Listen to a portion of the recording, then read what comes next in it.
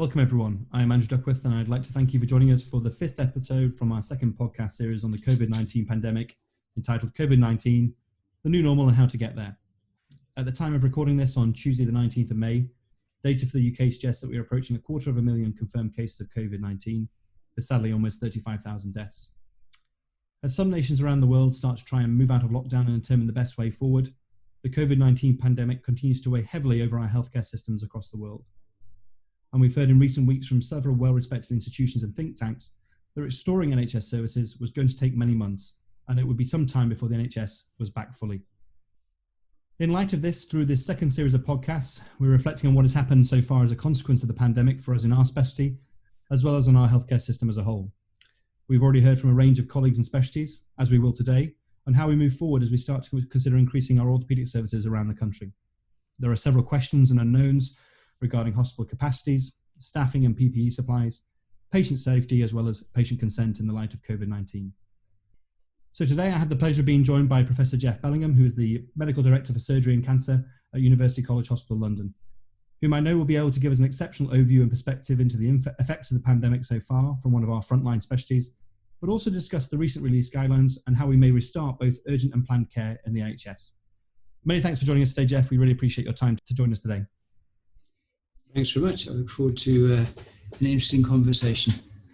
So Geoff, if we could just start off, we know we're over 2 months now since our first COVID-19 death in the UK, and a lot always continues to develop and change over the past few months throughout the UK and the world.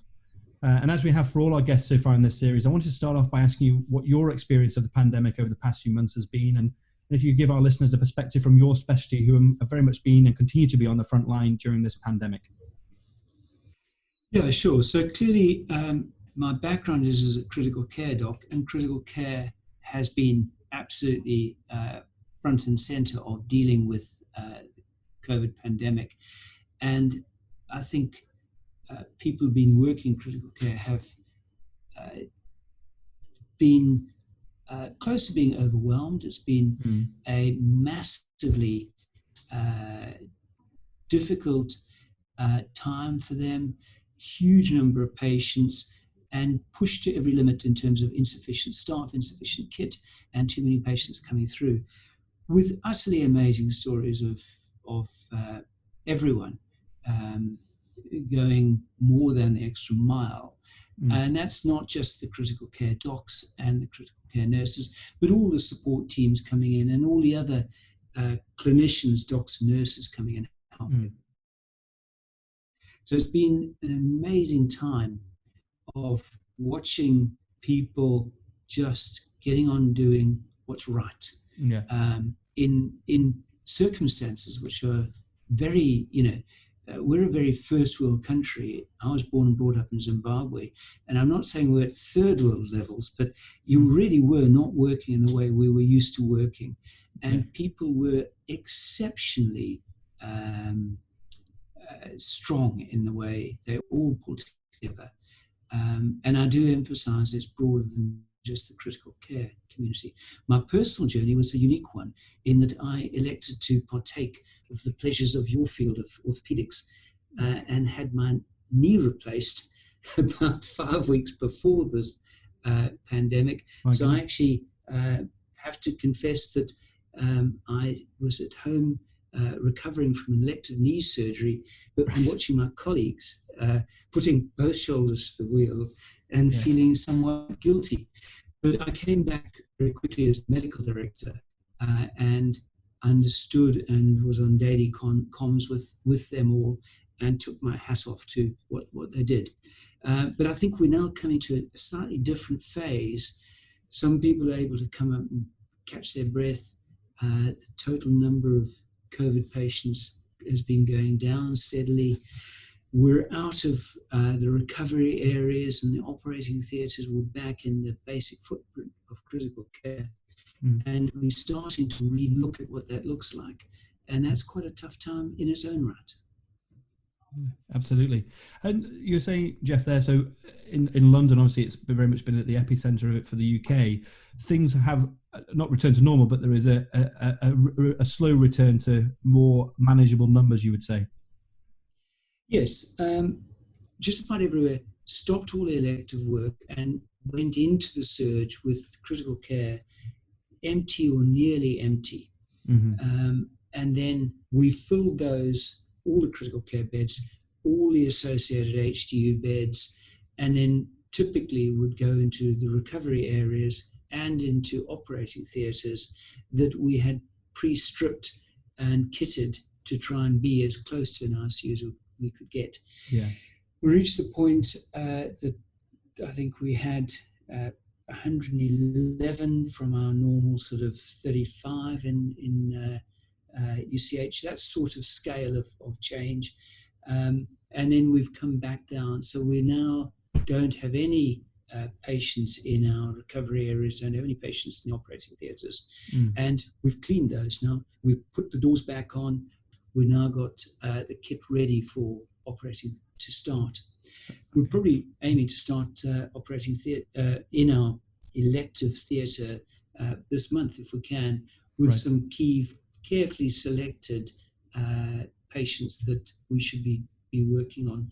Yeah. But what we've also been doing, whilst all of that surge has been going on, is doing operations. Yeah. So we had a look in East London. UCLH took the lead, worked with the independent sector and NHS on that, and we set up one of our clean hospital sites at Westminster Street and two independent sector hospitals at Princess Grace and Wellington, and set up a cancer hub. Right. And that is where we did major cancer surgery for UCH, Royal Free, North Mid, Whittington, also BHRUT, Barts and the Homerton. So all of those places were able to come and operate on the complex cancer that needed to be done, tier 1 and tier 2 cancer operations. Yeah. And that was done in a very planned way. We went through the MDTs, we had a clinical prioritization group that made sure that the right patients who needed surgery were brought in as safe a way as we could do. So patients were checked, isolated for 2 weeks, screened. If they're still negative, then brought in, operation done with full PPE for all the staff, followed up in the wards with proper gloves and masks and everything, discharged home. And in that time, we've now in 7 weeks done hundreds and hundreds of cancer operations. Wow. And got a good experience that we can do this, it's safe. And if we look at those, we've done life-saving cancer operations, tier 1, tier 2 operations need to be done. We've done those and saved lives already. So I'm very much in a place that we should be trying to proceed with the other operations that need to be done, but you've got to do it bringing the patients up safely, and you've got to do it protecting your staff with PPE in a planned process that we know what we're doing. That's really interesting, Geoff. I think just that experience that you're obviously gaining with these sort of like tier 1, tier 2 patients, like you just say, and that sort of moves on to there's been lots of guidelines. We're just discussing how much guidance there is out there and how the NHS can potentially move forward. And there's the recently issued guidance from your specialties, the AOA, the Royal College of Anaesthetists and the Intensive Care Society and the Faculty of Intensive Care Medicine, which we've already discussed in our third podcast with the president of the AOA, Dr. Kathleen Ferguson. But what is your take on all these guidelines, and how do we, as all regions are different, how do you feel we best interpret them moving forward? So I think you've got to look at what the guidance is trying to do, really be focusing on achieving a few key things. One, it should be there such that you're protecting your staff. So we need to make sure that our staff are not exposed to undue risk. Two, it needs to be there such that the patient is not exposed to undue risk. And if you can make sure your staff are protected and your patients are protected, we should then be trying to get patients through procedures as long as we've ratified and checked that they're the right things to be doing. So you don't want to be bringing someone up for a procedure they didn't really want and it wasn't really necessary, and they could have waited just because they're on a list. But there's a lot of people, not just cancer operations, who will be at risk. And we need to be looking at those patients and saying, if they're at risk, can we do them? And the things that will stop us doing that is the patients themselves may be in a place that their comorbid state makes them a too great a risk versus the risk of what the procedure is. Yeah. And we need to be looking at that. Or the patient's risk is much higher than their comorbid state. You've got to discuss those risks with the patient and try and balance them.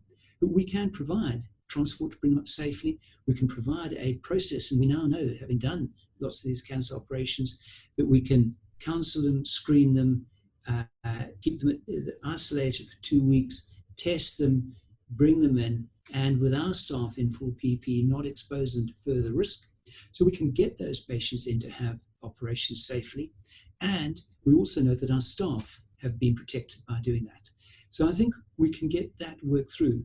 Yeah. You don't want to be in a place where you're burning through PPE unnecessarily. So you've got to have a place where you're measuring and checking that PPE, masks, gowns, etc., are appropriately available for the people who absolutely need them, the people still looking after COVID on the units, that we've got some reserves there. But those processes are in place. We now have very good procurement people with an idea on the rate of use of these things. We don't want to be in a place where we're exposing patients to a high risk of a complicated general anesthesia for a low gain procedure. But again, we're in the job of that kind of risk assessment. What worries me is that we might put too many hurdles in the way, and you have patients out there who have things that need to be done that we're turning a blind eye to. I'm particularly worried in things like bowel cancer, with people who've got known positive fecal occult blood testing and a bowel cancer thing that's growing. Yes, if you wait 1, 2, 3 months, that's fine, but this could go on for a long time, and that bowel cancer could be spreading. And they'll be exactly the same in many areas. I'm not an orthopedic expert, but I could imagine there'll be people with, at-risk infected joints or bones that need procedures done, that you can wait for a while. But if you wait longer, you will start to get into real difficulty. And I believe that guidance should be there to protect those patients and actually be allowed to bring them in, but to protect the other patients who we shouldn't be bringing, and always protect the staff. Yeah. And I think we can get there, and I think we've got good evidence now with our cancer work. And it's not just UCLH, the Mars and guys in Tommy, so Pan London, we've had 3 hubs doing this. And I think that provides, to me, the internal reassurance this is doable. That's really interesting, Geoff. And in terms of, it's probably not going into too much detail about it, but those patients you've been bringing in using those pathways, overall, just giving us a rough idea in terms of the numbers, are many patients coming into the hospital, obviously COVID negative, and then catching COVID? Is that become a problem or not? No, very, very low numbers. I think the Western Street figures, please don't quote me on the exact numbers, but I think it's over 400 patients we've operated on at our Western Street site. And I think it's the fingers of one hand, not two, who have had symptomatic or positive tests for COVID perioperatively. Okay. That doesn't mean that they got it from us. They could have got it, the test might have missed it, yes. The symptomatic and untested positive. But we're really looking at very, very small figures. And all of those were fine. They were not needing critical care support afterwards. So they had actually, fortunately, a very low level of problem from it. So that doesn't mean there's not really difficult cases, and everyone will know someone who's had a patient who had an operation and they did badly from that. Those stories exist. But what I'm telling you is that in the way we've run the planning through that and the screening and the workup of our patients, and we're increasingly trying to add more resilience to it. Should we be looking at testing staff? Should we be looking at, what kind of, in the future, what kind of testing will we be doing for patients? Is it just PCR? Do we do antibody testing and so on? So I think this will evolve and get more and more nuanced and improved resilience to it. But overall, the answer to your question is a low risk of causing a problem to the patients. Not no risk, but a low risk. No, that's very interesting. And that's what brings us on. So in terms of, a lot of these guidelines, and obviously a lot of people are realistic, and and many have said, once we are back to these sort of semi-urgent and planned care surgery, it mustn't be presumed initially that we'll be able to return to pre-COVID-19 activity levels. It won't be rapid, and you have to do a constant review of our capacity and abilities to maintain those sort of things and to maintain the safety, as you say, to our staff and patients. So looking to the future over the next few months, how do you see that overall ahead? And do you have an idea of a timeline, and what do you think the hurdles ahead may be? Yeah, I think that's exactly right, because there's a whole lot of things we still have to work out, and we mustn't be armchair scientists. Everyone has an opinion on COVID, and we'll have to diligently follow up what the evidence builds up to show us. At the moment, we are rightly worried about aerosol generation, and we're rightly worried about how we protect staff, the anaesthetist intubating a patient for an operation, the ENT surgeon doing an airway procedure, is drilling bone and aerosol, so all of those things, we need to understand that. But at the moment, we put in processes to ventilate and clear the room after an intubation aerosol generating procedure. We're making sure we allow time for the air to clear.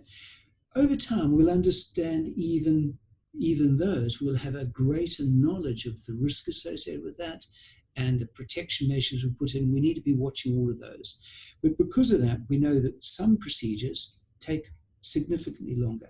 And in some cases, we're running only at 50% of the usual throughput on a list.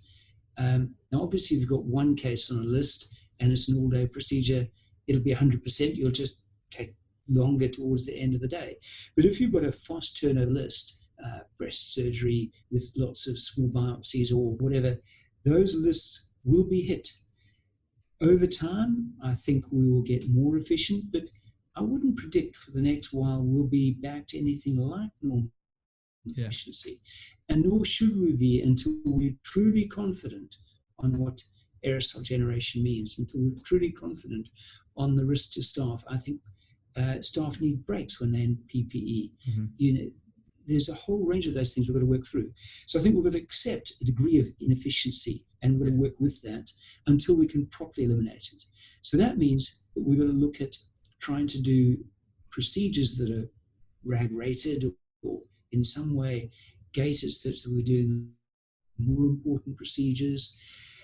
It means we need to look at keeping clean sites if we can, mm-hmm. hospitals and sites that are away from emergency pathway work. So at the moment, it's been great with the independent sector work. We've had really good engagement, both with the independent sector, with NHSE, and with the clinical leaders. We've really managed to make that work. And I think that we'll be able to get a lot of good work done there. And I think those contracts will run for a little while. I don't know how long.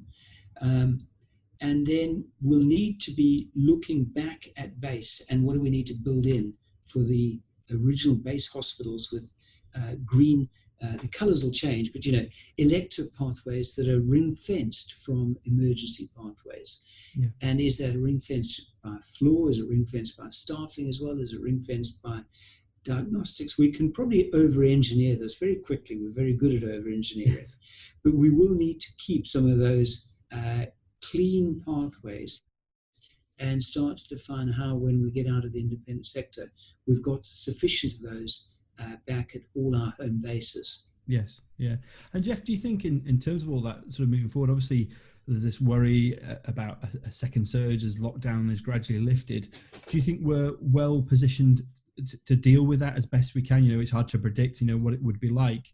But do you think even with restarting some of these services, we'll still have that capacity there? One of the things that we've been planning in micro care world, NHSE have been saying to us, actually we need to double the number of critical care beds in London. And I think London really took a big hit with the COVID surge, but the rest of the country, many parts of the rest of the country similarly, Northwest and Northeast have had a hit as well. So I think we need to look at increasing our critical care capacity. And I think it's the right thing. I think that's a good thing the government is trying to do. And if we can define those beds so we can deal with a surge as it comes back, and their ask really is to get us to try and build those beds in such a way that we don't surge back into theatres and recovery. Naively, that's very straightforward. We can convert a ward into an HDU stroke ICU, and we can say, here we've got a second ICU. When the next surge happens, we can go up there, and we don't have to go into your operating theatres, we don't go into your recovery, and we could build that ward with piped oxygen in a place without overdoing it, without pendants, and we could be there in 3, 4, 5 months. Obviously, the trick is that we won't have the staff. Yeah. So we might not surge into the theatres and the recovery, but we're going to steal all the anaesthetists and put them back in if the surge is big.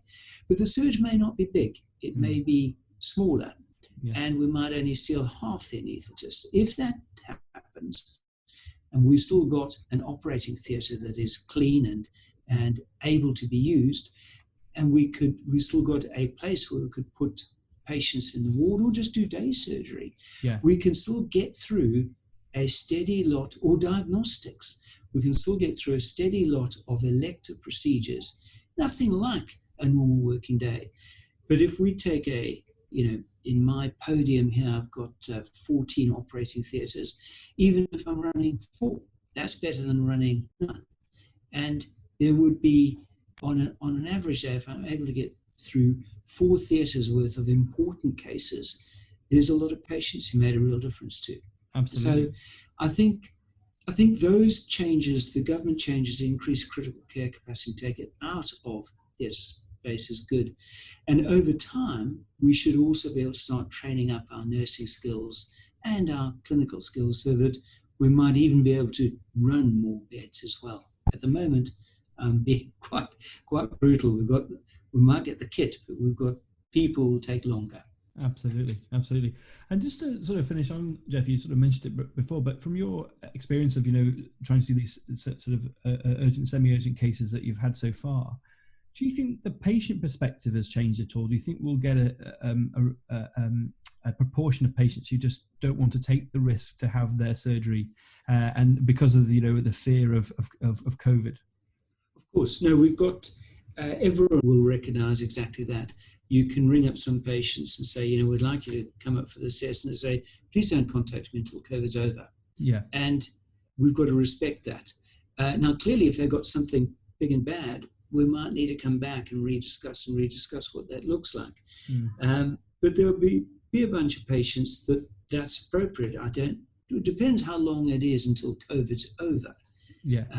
So we will need to have very good tracking systems and very good processes to allow patients to do that.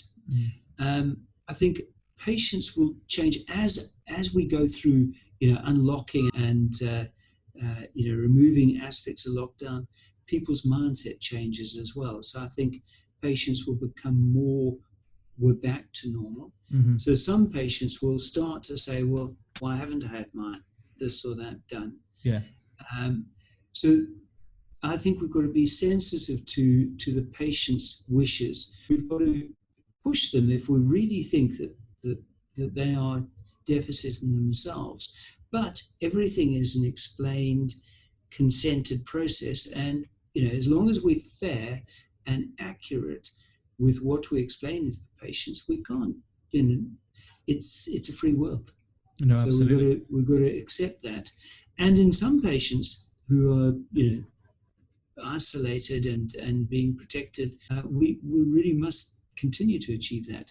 In a cancer hub like ours, we've got a lot of neutropenic patients out there, and the last thing I want to do is see them darken our doors at the moment. Absolutely. Well, Geoff, I think that's all we have time for. But thank you so much. That was a really excellent overview and insight today, and it's been really informative. So thanks so much for taking the time to join us today. Good. Thanks very much. I enjoyed it. And finally, as ever, we would like to thank our many colleagues around the UK and across the world, in particular our colleagues in anaesthesia and critical care, who we've heard from today, for their tireless ongoing contributions over the past few difficult months in the delivery of care to our patients. We thank you here at the Journal. We'll continue to support you in every way we can moving forward. Stay safe and well, everyone, and thanks for listening.